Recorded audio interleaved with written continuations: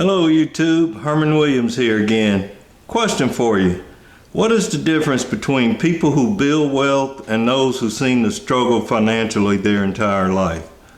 Is there a secret formula for building wealth? The short answer is no, there's not a secret formula, but there are things that wealthy people do to acquire wealth and to preserve wealth that not everyone knows or understands the value of doing. If you want to know and understand what those differences are, then stick around. We're about to have some real talk about your finances and what you should or should not be doing to build wealth for you and your family. First, let me clarify something. When I asked the question about people who build wealth, I was not talking about all people who are considered wealthy. Not everyone who has money or are considered rich or wealthy got that way by their own hard work, making smart investments, or even having the best education. Now, while all of those things certainly can be factors in building wealth, let's face it, some people are just plain lucky. Some people are fortunate enough or lucky enough to have a rich relative who left them a large sum of money. Some people are lucky enough to hit the lottery and all of a sudden have millions of dollars. And yet others are lucky enough to be part of a successful family business where the wealth is handed down from generation to generation. But what about the rest of us?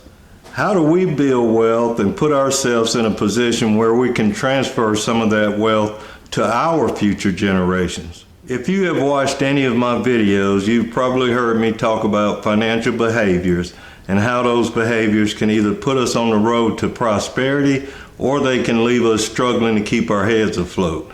So today I want to talk to you about the behaviors that the rich use to build and retain wealth, as well as some of the things that we do that limit our financial potential. One of the strategies that the rich use that we sometimes fail to see the value in is they have a tracking system for their money.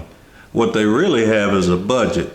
Now, they may not call it that. In fact, they may not call it anything, because for them it has become a learned behavior. It is just natural for them to know where all of their money is coming from and where all of it is going. When we hear the word budget, we tend to think of it as this thing that is going to tell us what we can or can't spend money on each month. If you want to build wealth, you first have to change how you think about your current financial situation. I don't care what you call it, but you need a reliable method of tracking your money. People who have built their own wealth weren't born with this natural instinct for tracking their money and knowing how to use that information to build and retain wealth. They learned it over time. By starting with a budget or whatever you decide to call it, over time you will develop behaviors that the wealthy use to manage their money. Your tracking system should have three main components. It should track all sources of income, your living expenses, and all other expenses. Now, there are a number of methods and free tools that you can use to help you accomplish this. If you watch my video on how to build a budget, in the video description you will find a link to some free tools that you can use to help you set up your budget. Stop thinking of a budget as something that is limiting you and see it as something that will empower you. The second strategy that the wealthy employ is they are disciplined about their savings. When I say they are disciplined, what I mean is they are making savings a top priority. Whatever their sources of income, they make sure the first place some of their money goes is into savings. We've all heard the term pay yourself first, but apparently most of us are not following that advice. According to a recent survey, almost 70% of American adults have less than $1,000 in a savings account. In 2018, the same survey showed 58% of American adults had less than $1,000 in savings. So the statistics show that we're getting worse instead of better. Look, I know how tough it can be to save money. I get it. But I also know that we are very adaptive people. We adapt to what we have available to us. So if we pay ourselves first, we will adapt to whatever is left over. When you are building your tracking system, decide how much you are going to commit to save each month. Be tough on yourself, but also be realistic. Once you decide on an amount, then automate that process so that it happens without you having to think about it. I don't care if it's only $25 a month. Have your account set up to transfer this amount automatically, preferably to a separate bank, so you won't have such easy access to it. And even though interest rates are low right now, you should still use one of the high-yield online savings accounts. At least your money will be earning more than it would in a traditional savings account at the bank where you have your checking account. Remember, it's not about how much you make, it's about how much you keep. The wealthy prioritize keeping first. How many times have we heard of celebrities, athletes, and people who hit the lottery who had millions of dollars and now they are broke and some even homeless? I won't name any names, but I bet you could think of 2 or 3 off the top of your head. The mistake that we make by not prioritizing savings is that we rationalize our behavior by saying we will save whatever is left over after our monthly spending. If that is your rationale, you will never reach your wealth potential. You have to change your way of thinking. Henry Ford once said, "If you always do what you've always done, then you will always get what you've always got." Now think about that for a moment. If you can't come up with any money for savings, you have 2 choices. You can cut expenses or you can increase income, but something has to change. This is what successful businesses do. If profit is not where it needs to be, they either find ways to cut expenses or they find new sources of income. The third thing that the wealthy do once they have mastered the art of saving and paying yourself first is they invest their savings into money-generating assets. This is the part where your money starts working for you instead of the other way around. Think about the game of Monopoly. At the start of the game, everyone is given the same amount of money. If your strategy is to not invest in any property and just collect your money each time you pass go, you will lose every time. Because while you are waiting to pass go and collect that next paycheck, you will have expenses along the way. You're going to land on somebody else's property and you're going to have to pay rent, or you will owe the electric company or waterworks. And just when you thought you had made it around the board or to the end of the month with a little cash left over, life deals you that card that says, "Go to jail. Go directly to jail. Do not pass go. Do not collect $200. I used to hate that card. In life, that go to jail card might be your car breaking down or the AC in your house going out. But if you have invested in money-generating assets, now people are paying you for landing on your property or utilizing your services.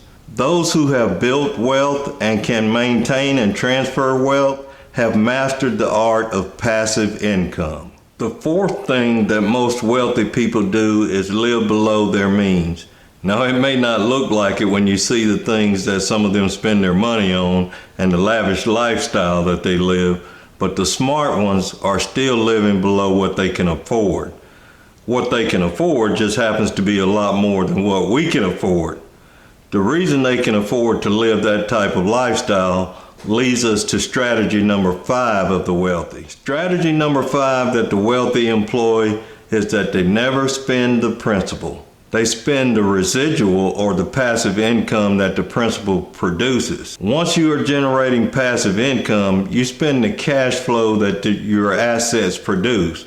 Or even better, you use the passive income to invest in other income producing assets. This is why the smart wealthy never run out of money.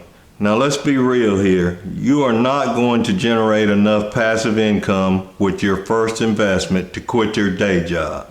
Not in most cases anyway. But what you will be doing by changing your behaviors is laying the foundation to your financial independence. I want to pause here a second to issue you a challenge. I want you to think of 2 things that you could do to generate more income. Now it could be passive income such as rental property, or it could be more active income such as starting a home-based business. Leave your ideas in the comment sections below. We all have talents that we are not fully utilizing, so let's share some of those ideas. By doing so, you may be inspired by what you see, and your ideas may inspire others. Are you up for it? Alright, I'll be looking forward to seeing your comments and hearing your thoughts. In your quest for wealth, there are also some things you need to stop doing. First and foremost, stop trying to pay yourself last. If your plan is to save after everything else is done, you will never have anything. The second thing that you need to stop doing is numbing yourself to debt.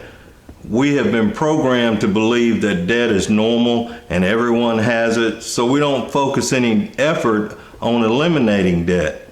Any debt that you have is money that you are paying out to someone else instead of having it work for you. Watch my video on debt freedom and develop your strategy for eliminating debt. Another thing that you need to stop doing is overusing your credit card for the reward points or the cash back. Now, there's nothing wrong with cash back credit cards. In fact, if you are using your credit card responsibly, I recommend using a cash back card. But if you find yourself justifying a purchase because you are getting cash back for using your credit card, then that is probably a bad purchase and you may be falling into the cash back trap. If you don't pay the balance in full every month, the interest will more than eat up any cash back you may receive. Even if you are paying the balance in full on unnecessary purchases, that is still money that you could have been using to build wealth. The last thing that I want to encourage you to stop doing is procrastinating about starting your wealth building plan. Time is crucial to building wealth. Let me give you a quick example. Let's assume two friends who are both the same age, let's say 25. They are both single and they both earn the same amount of pay. They both have a 401k plan available to them through their employer with dollar-for-dollar matching contributions up to 6% of salary. And they both want to retire at age 60. Now, friend number one decides that she's going to contribute $100 a month beginning immediately. Friend number two is busy enjoying life and doesn't see the benefit of investing right now. He does plan to start sometime in the future. Now, friend number one contributes the same amount for 10 years and then stops making contributions. At age 35, friend number two decides to contribute $100 a month and does so until age 60, a total of 25 years. Both accounts earn an average return of 7% annually. When they both reach age 60, who will have the most money? Now, friend number two contributed a total of $30,000 of his own money and received matching contributions for the same amount for a total of $60,000. At 7% annualized return, at age 60, he would have $162,014. Now let's look at friend number one. She contributed only $12,000 of her own money and also received matching contributions for the same amount for a total of $24,000. At age 60, she would have $198,197. Friend number one only contributed $12,000 of her own money, but because she didn't procrastinate, her money had more time to grow. That, my friends, is the value of compounding over time, and that is how wealthy people build wealth and how they keep wealth. They always have their money working for them instead of the other way around. Let me share something with you. I have a client who was 12 years old when I started working with his single mom to develop her retirement plan. Now, I always encourage other family members, including children, to sit in on these conversations for educational purposes. As I was reviewing the final plan with his mother, I noticed this young 12-year-old was listening intently. When I was done talking, he looked at his mother and said, "Mom, can I have an investment account?" His mother looked at me and said, "I don't know, can he?" After I explained to both of them that his mother could open a custodial account for him, and when he turns 18, the account can be put in his name, this young man looked at me and said with enthusiasm, "I want to do it." To make a long story short, he was receiving a very modest allowance from his mother each month, and he committed to invest about 75% of that amount starting at the same time as his mother.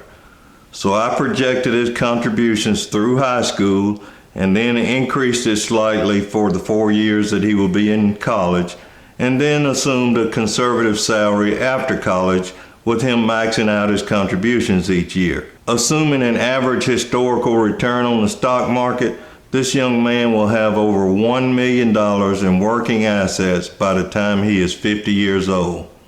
He is now 16, and so far he is stuck with his plan. So stop procrastinating and start working on your wealth building plan right now. Remember these two things. Having a tracking system for your money is priority one. The other thing to remember is the words of Henry Ford. If you always do what you've always done, you will always get what you've always got. Change your behaviors and you can change your life. So until next time, behave well.